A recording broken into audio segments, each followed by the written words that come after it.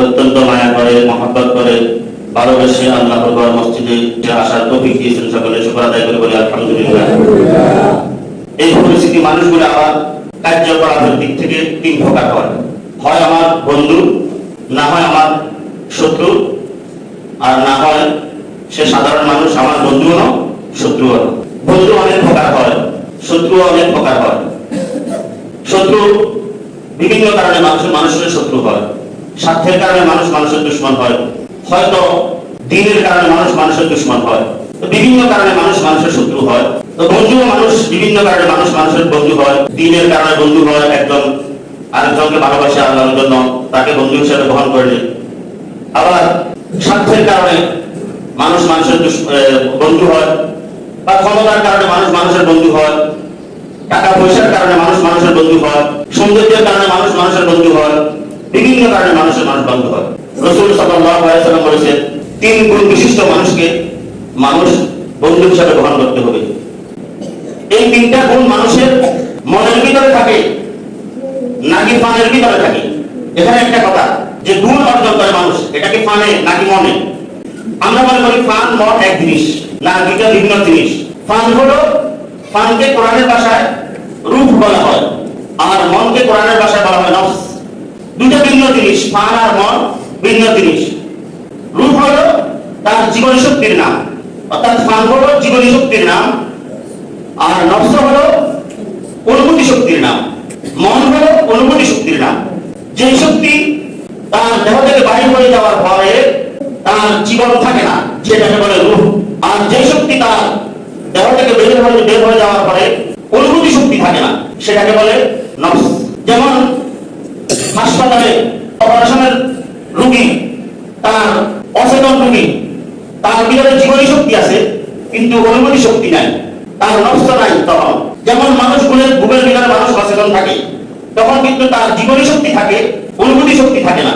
তো অনুভূতি শক্তির নাম হলো নফস, আর জীবনী শক্তির নাম হলো রূহ। সপ্ত আকাশে রূহের জগৎ, যে একটা সূর্য সারা দুনিয়াকে আলোকিত করে। এই সূর্য যখন দুনিয়াতে আলো দেয়, এই সূর্যের মুখে যদি কেউ একটা আয়না ধরে, ওই আয়না থেকে একটা আলো বের হয়। ওই আলোটা যদি আমার গায়ে বা আপনার গায়ে লাগে, তখন কিছুটা গরম অনুভব হয়। এটা কিন্তু সূর্যের আলো নয়, সূর্যের আলো আয়নাতে পড়েছে, আয়নার ছায়াটা আপনার গায়ে লেগেছে, তখন কিন্তু আপনার শরীরে গরমের একটু অনুভব হয়। ঠিক সপ্ত আকাশে রূহ জগতে মানুষের রূহ বিদ্যমান, সেখান থেকে রূহের ছায়াটা মানবের দেহে ছায়া পড়েছে। ছায়া পড়ার কারণে মানুষ জীবন পেয়েছে, প্রাণ পেয়েছে। তাহলে আমাদের দেহের ভিতরে যে রূহ আছে, এই রূহটা কিন্তু আসল রূহ নয়, আসল রূহের ছায়া মাত্র।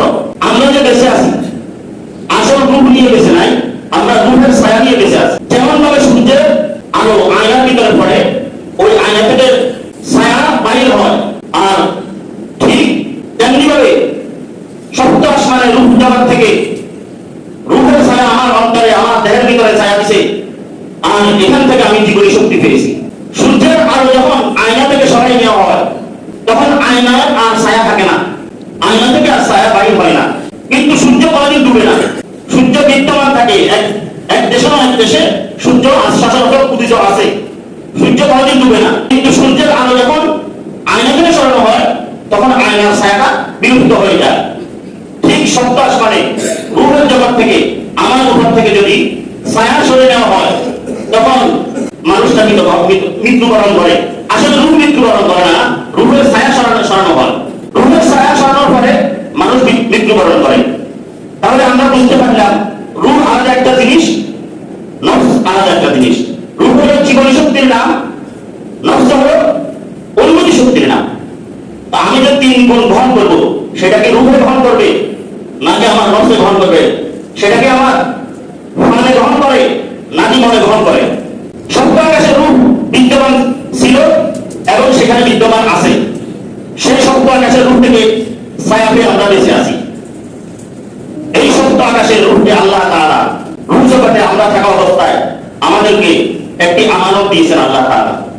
সেই কথা আল্লাহ তাআলা কোরআনে বলেছেন, ইন্না আরাদনাল আমানাতা আলাস সামাওয়াতি সামাওয়াতি ওয়াল আরদি ওয়াল জিবাল ফাআবাইনা আন ইয়াহমিলাহা ওয়া আশফাকনা মিনহা ওয়া হামালাহাল ইনসান। সপ্ত আকাশের উপরের জগতে আল্লাহ তাআলা মানুষকে একটা আমানত দিয়েছেন, যেই আমানতটা আমি আসমান সমূহকে দিতে চেয়েছিলাম, আসমান গ্রহণ করতে সাহস করেনি। জমিনকে সেই একটি আমানত আমি দিতে চেয়েছিলাম, জমিন গ্রহণ করতে সাহস করেনি। পাহাড়কে আমি সেই একটি আমানত দিতে চেয়েছিলাম, পাহাড় গ্রহণ করতে সাহস করেনি।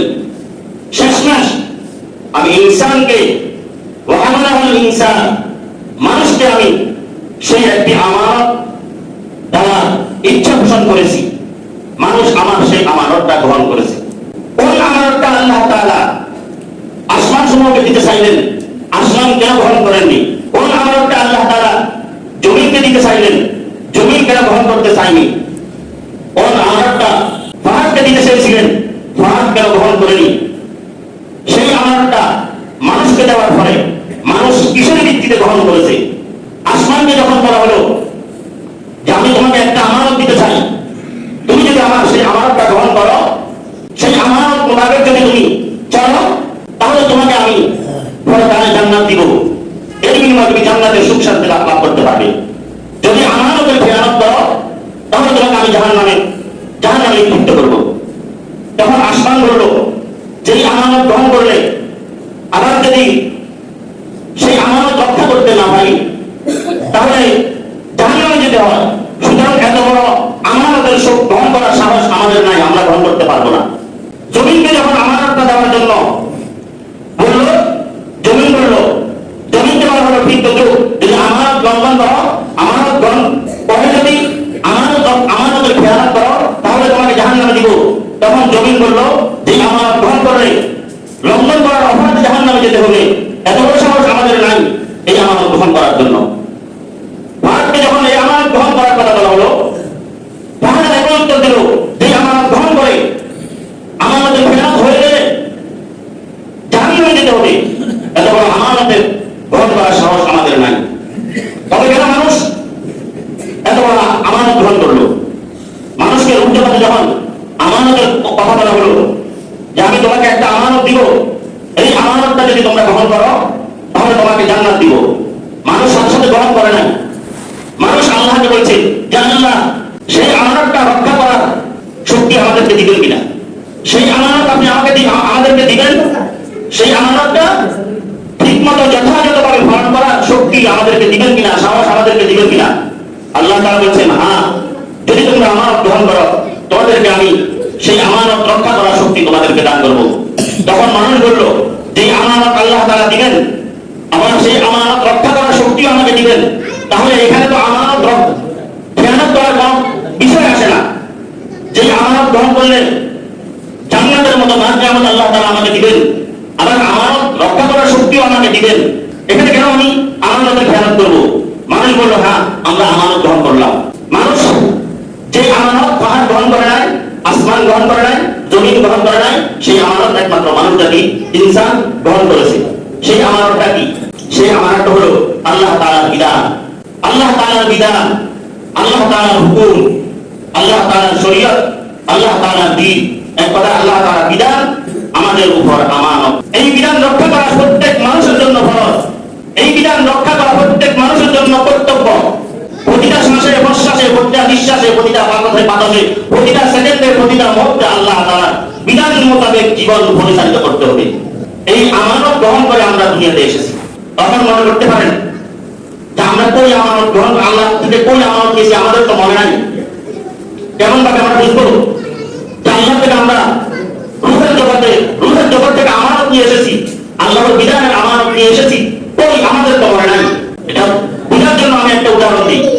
আমরা যখন দুনিয়াতে ভূমিষ্ঠ হয়েছি, মায়ের কোলে ছিলাম, মায়ের কোলে সবাই মায়ের দুধ খেয়েছি, মায়ের দুধ যে খেয়েছি এটা আমার কয়জনের মনে আছে? শিশুকালে আমরা যে মায়ের দুধ খেয়েছি এই কথা আমি বিশ্বাস করি মনে প্রাণে, এই কথা আমার কয়জনের মনে আছে? কিন্তু সবাই এই কথা বিশ্বাস করি একবারকে, যদি বলে মায়ের দুধ ছাড়া বড় হয়েছে তুমি মায়ের দুধ খাই না, কখন করো নাই, কেউ এই কথা বিশ্বাস করবে না, সাথে বলবেন তুমি মিথ্যা বলেছ, আমি আমার মায়ের দুধ গ্রহণ করে আমি বড় হয়েছি। কেমন করে এই কথা বিশ্বাস করলে? তোমার মা তোমার বাবা থেকে শুনে শুনে তুমি এই কথা বিশ্বাস করেছে। কিন্তু তোমার মনে নাই। শিশুকালে কত মানুষ তোমাকে আদর করেছে, কত মানুষ তোমাকে কোলে নিয়েছে, কত মানুষ তোমাকে আব্বু বলে ডেকেছে, তোমার কয়টা কথা মনে আছে? মাত্র যৌবনকালে আসি, শিশুকাল থেকে যৌবনকালে আসার পরে আমার শিশুকালের কি হলো, কি করেছিলাম আমি ভুলে গেছি। তাহলে আমরা যে রূহের জগতে, সেটা আরো কোটি কোটি কোটি বছর আগে রূহের জগতে আল্লাহ থেকে আমানত গ্রহণ করেছি, সেই কথা আমার মনে থাকবে কি করে? কিন্তু বিশ্বাস করতে হবে যদি আমি কোরআন বিশ্বাস করি, কিন্তু বিশ্বাস করতে হবে যদি আমি ইসলাম ধর্মের মুসলমান অনুসারী হই, বিশ্বাস করতে হবে যদি আমি মুহাম্মদ রাসূলুল্লাহ সাল্লাল্লাহু আলাইহি সাল্লামকে আমার প্রাণের নবী, প্রিয় নবী, রাসূল হিসেবে গ্রহণ করে থাকি। আমার 10 লক্ষ হাদিস, রাসূলের হাদিসকে যদি বিশ্বাস করি, এগুলো বিশ্বাস করতে হবে যে আমরা রূহের জগতে আল্লাহর কাছ থেকে আমানত গ্রহণ করেছি। সেই আল্লাহর বিধিবিধান, আল্লাহর বিধান আমরা গ্রহণ করব, একটা আমানত আল্লাহর কাছ থেকে নিয়ে এসেছি। এটা আমাদের মনে নাই, মনে থাকার জন্য, স্মরণ করে দেওয়ার জন্য যুগে যুগে আল্লাহ তাআলা রাসূল পাঠিয়েছেন, যুগে যুগে আল্লাহ তাআলা আসমান থেকে কিতাব পাঠিয়েছেন স্মরণ করে দেওয়ার জন্য। মা বাবার কথা শুনে শিশুকালে তুমি তোমার মায়ের দুধ খেয়েছো, সেগুলো বিশ্বাস করছো না থাকার কারণে রাসূলকে বিশ্বাস করে, কোরআনকে বিশ্বাস করে, হাদিসকে বিশ্বাস করে।